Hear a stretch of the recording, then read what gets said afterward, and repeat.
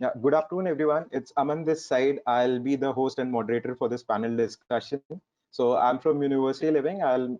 I've joined here along with these set of panelists. So together we'll discuss how exactly UK is planning to rebuild the university experience in this post-COVID era. So I'll just give you a brief idea about the format and the flow of the panel discussions that we have. So in the first hour, I'll be addressing the basic questions that to our panelists so that they can keep you informed and updated about the latest update from the UK education system. During the last half an hour, I'll pick up questions from the live chat and I'll address it to the concerned set of panelists. So yeah, without further ado, I'll give you a brief introduction to the panel and then we may start with the panel discussion. Yeah. So we have Vivek here from Coventry University. He's the recruitment manager for India. We have Ms. Chanchaljeet here. She's the recruitment advisor for University of Portsmouth. We have Kshitij here. He's the recruitment advisor for University of Essex. We have Mr. Jagat Patel on our panel. He is the regional director India for Bajpai University. Then we have Ms. Trisha from Navitas. She is the student recruitment manager for Europe, for South Asia. And then we have Bernadette here from Unite Students. She's the senior marketing manager. We also have Mr. Sai from NEO. He's the business head for NEO. And last but not the least, I would like to introduce Saurabh. He is the director of University Living, the organization which is responsible behind conducting this panel discussion. So yeah, we shall start with the panel discussion now. So Bernadette, you've joined us from London. So just wanted to understand how are things in the UK, and if you can give our audience any insight on the latest updates from UK. So that will be really helpful for us. Yes, sure. Hi, everyone. First of all, I wanted to take the opportunity to say thank you to University Living for inviting Unite to join this panel. Um, so yes, I am currently in London. The situation in the UK is getting a lot better. A lot of the restrictions for the lockdown are being lifted. Tomorrow, on the 4th of July, pubs and restaurants are going to reopen. A lot of shops are already reopened, so things are slowly getting back to normal. People, of course, are still being careful. We still need to wear masks in public transport, etc. But overall, the situation is quite positive. The number of daily cases are dropping, so hopefully it's going in the right way. Great. Good to hear that, Bernadette. So next question, I would like to address it to Mr. Jagat.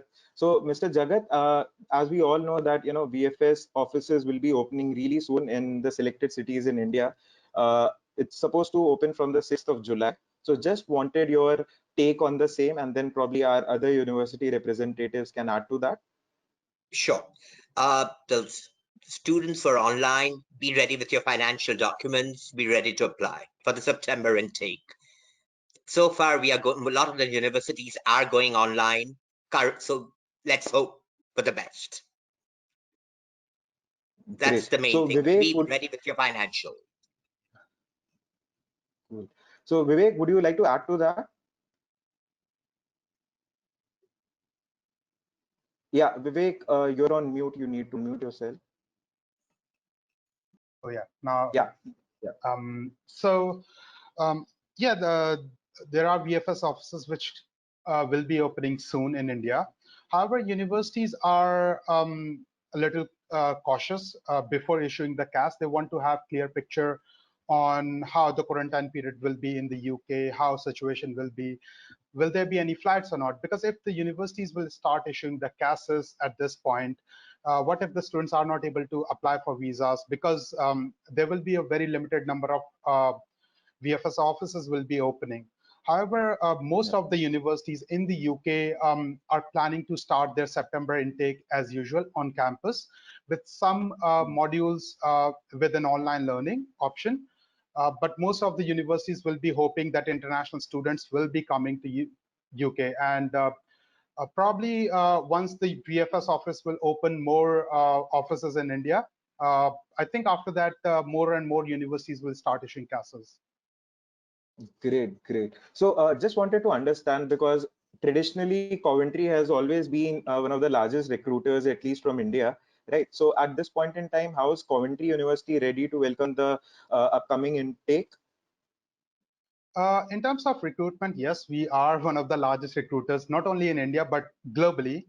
Uh, so we actually have three intakes. We have January, May, and September, and we have already experienced one intake with this COVID. And we had a really good number of students in our May intake. But obviously, that was an online intake. So we are already prepared with how the September intake is going to be for us.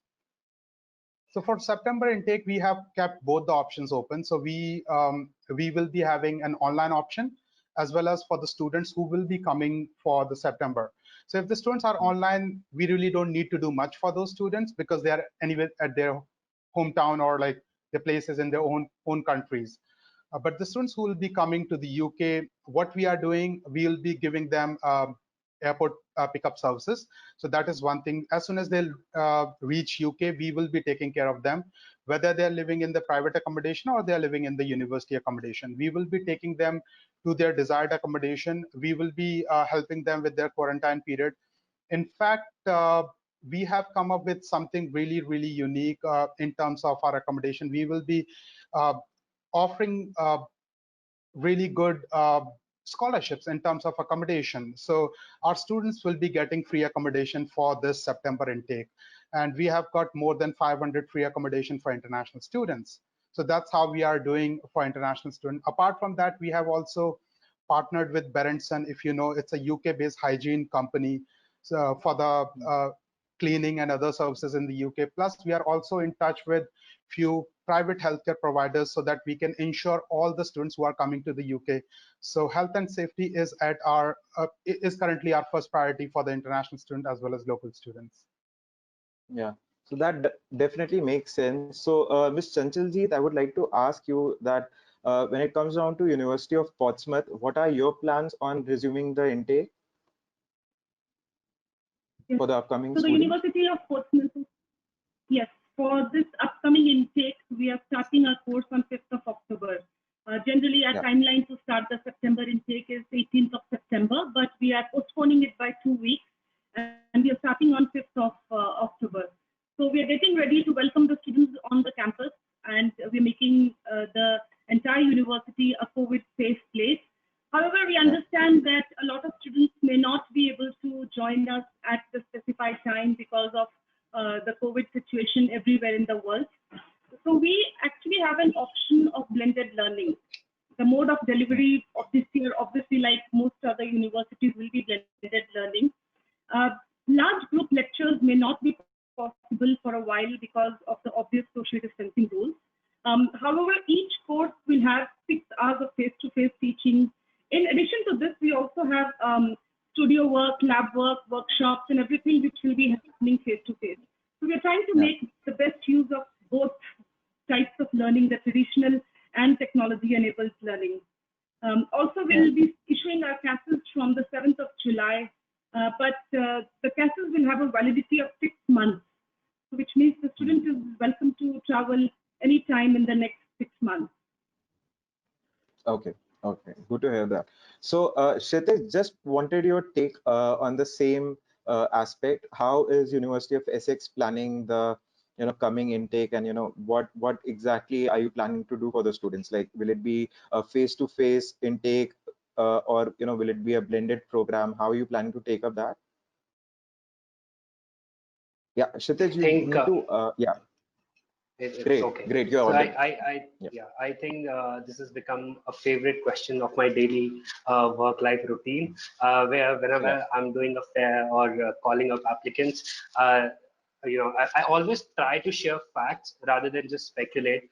So, when we got into this phase and started working virtually, which is a new normal for us now, we were bold enough to share our start date, which is October.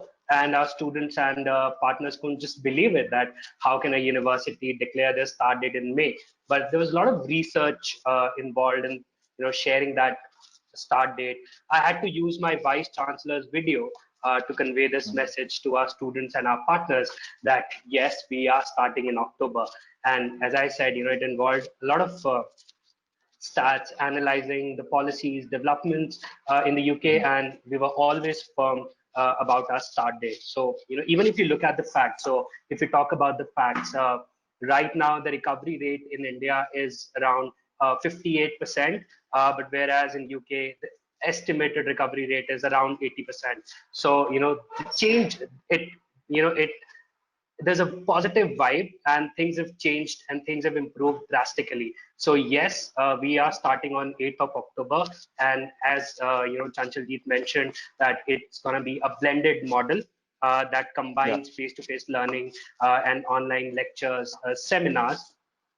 There will be plenty of opportunities for students to interact with a member of department, student union, and other students as well. So yes, and that's all supported by the latest innovation in digital learning. So yes, we are starting on 8th of October. Good to hear that. And the fact that you have backed your answer with actual facts, that definitely adds a lot of value and weightage to whatever you're doing at University of Essex. So Mr. Patel wanted your take on the same, like how exactly Batspa University will be resuming the intake for the students. Okay. Currently, we are just like every other university. Actually, to be honest, we are following the same. Most of the UK universities are following a very similar pattern. Yeah. So what Essex would, I guess Portsmouth, blended learning. Everything is very similar in that sense. And we are helping the students by going up to the first week of October. And we never had a January intake all these years, but we've actually introduced 3 popular courses in January, all the management ones. Additionally, so they can make undergrad and postgrad both. So that's made students who can't come in September can go in Jan, just in case. So So the 3 courses that you're talking about, these 3 are specifically related to management? Yes. Okay. This is one with the placement, undergrad management, and PG management. So three courses we are running in Jan. So in case you can't make it in the October intake, or you don't want to go in the October intake, there are lots of pros, buts, and cons with students, so they can go later on as well. So that's a provision we've made. Okay, great. So Trisha, you yourself have been a student in University of Essex at one point in time. So would you like to let us know more about the student journey that you've had, and now you're working in the industry recruiting students for different universities? So can you add to that? Yeah, Trisha. Yeah, thank you so much, Aman. So yeah, I had the opportunity to go to University of Essex actually almost 5 years ago now. It seems like such a long time ago now. And there are so many reasons why a student actually chooses to go to UK. The lack of opportunities sometimes in India plays a very big factor. I was going for my master's in advertising and marketing, and somehow that wasn't very well available in India. There were not a lot of specializations, and that is one very big factor that we try to push with our students as well, is to pick a specialization that actually helps you out. So a lot of support was also given to me as a student.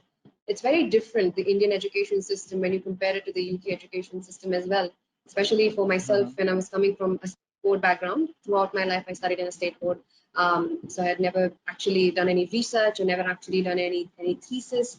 So that really makes a very big difference for students when they're going and trying to study in the UK. But the kind of support that universities offer, not just Essex, but all the ones that you can see on your screen as well, including Portsmouth. They're one of the partner universities, and I've had the opportunity to visit them as well and take one of their courses as well. And it